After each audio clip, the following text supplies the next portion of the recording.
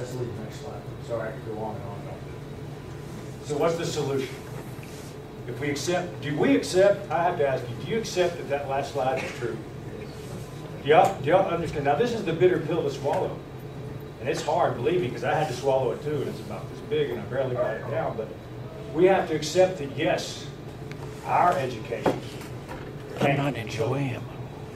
See, we're not taught what we need to know.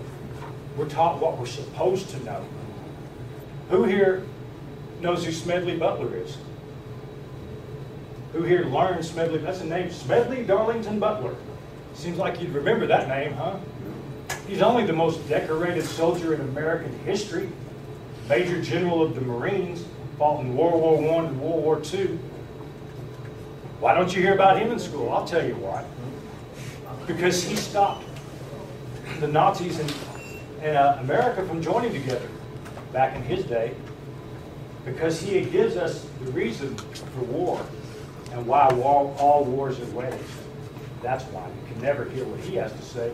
Because you might begin to think in different terms other than the way the government, the children want you to think. Who here has heard of fractional reserve banking before tonight? You see, don't you think that's important to know what fractional reserve banking is? Do you understand how it works now? Do you understand how the Federal Reserve has put us in this unpayable debt? Who here heard when Michael Jackson died? All right. Who here thought Michael Jackson was a freak? Why? So our media is blasting 24 hours a day, 7 days a week every time Paris Hilton gets a new iPhone. But they're not telling us about the most important thing going on in our lives. You won't hear it from your government. You won't hear it from your teachers. You won't hear it from your from your media, and yes, you won't hear it from even your clergy. That's right. But does anything I said tonight seem right? Like this is the way our country should be? You know what? It wasn't set up that way. What happened? In 1910, just 3 years before the Federal Reserve, compulsory education was brought to this country. Compulsory, meaning that if you didn't send your kids to the government schools, the children's schools, that you would go to jail. You could get in trouble. Where did compulsory education come from? Well, it only existed in one place in human history before that. Communist Prussia. Not Russia, but Prussia. So in 1910, America adopts a communistic education system. Does that sound good? Is that how y'all want to be educated? No, I don't. See, I'm lucky. I dropped out of high school. So I educated myself.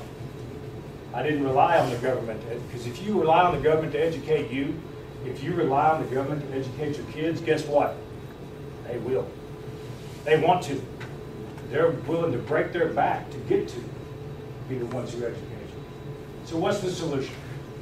Well, who's heard of Thomas Jefferson? Great man. From his mind came the Declaration of Independence. He was one of the framers of our Constitution and our country.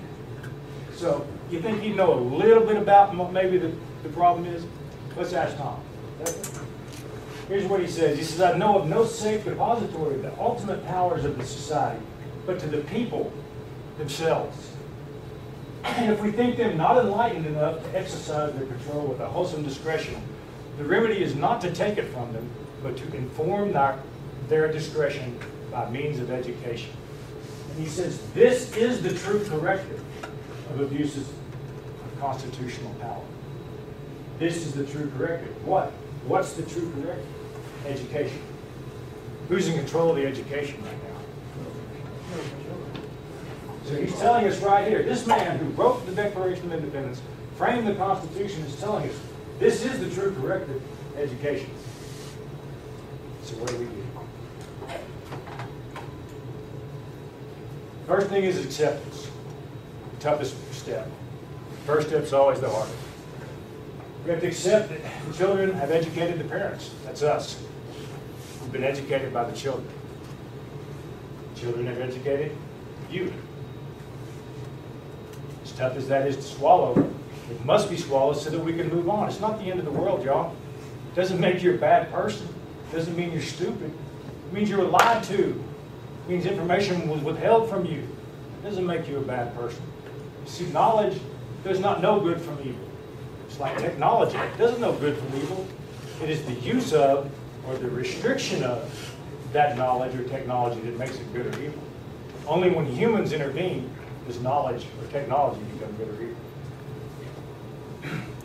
We have to give up on the concept of saying, what are they going to do about it? Oh my God, what are they going to do about it? That's like telling your kids, y'all need to quit running in the house and then going off and watching TV. You think the kids are going to self-correct? You think your kids are going to self-correct themselves? Of course not. Be there. We have to watch out over them. We have to stop looking to them to self-correct. If you see a child in Walmart crying and screaming and having a tantrum because his mommy won't buy him the G.I. Joe with the Kung Fu grip, and he's throwing a tantrum, do you blame the child? Oh, parent. Correct. Will we hold ourselves to the same standard that we hold that parent in the store over their child? Will we hold ourselves to that same standard? Will we accept that the problem is not the child, our government, but the problem is we the people?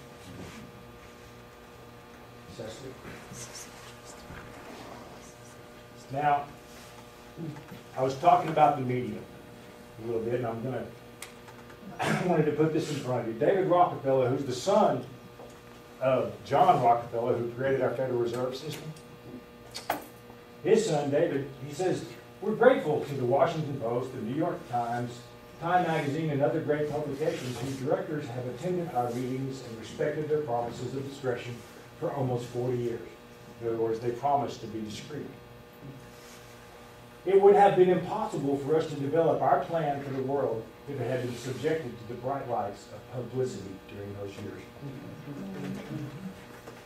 Now, this is the man who founded the Council on Foreign Relations. If you don't know what that is, it's time you learn. It's above and beyond tonight's speaking, but the Council on Foreign Relations is forming our policies here in America. We've got the Council on Foreign Relations, we've got the Trilateral Commission, and a little thing called the Bilderbergs. Now, threw this in because I was cutting down the media. I know a lot of folks learned about the Tea Parties from the media. A lot of folks like Glenn Beck. The media is not on our side, y'all. I'm telling you they're not. The media is not on our side. Who here has heard about the Tea Party is a bunch of right-wing extreme terrorists? Who's heard that, right? Y'all look like a bunch of terrorists to me. I think I could outrun pretty much everybody in the room except this guy here. You're not terrorists. The media's lying their heads off. Why? Because they're being paid by the same folks who are paying our government. You understand that you give into the fact that our government's corrupt, right? You give into the fact that the Federal Reserve is making them corrupt. How hard is it to understand that the media is the same way? You know, just 25 short years ago, there were over 500 companies that owned all the media that makes up America. Now think of all the media of America, the news channels, the cable channels, the broadcast, ABC, NBC. Then I'm talking about newspapers, magazines. Think about how much that is. Over 500 companies owned all that stuff just 25 short years ago. But today, in our time, you know how many people own all that? 5. 3 of them aren't even Americans. Not even from America. So if these 5 people have an agenda to push forward, how hard do you think it is when they own the entire American broadcasting system and newspaper and print and radio? I forgot radio. Let's not forget radio. Because it's owned by 5 people, 3 of which aren't even Americans.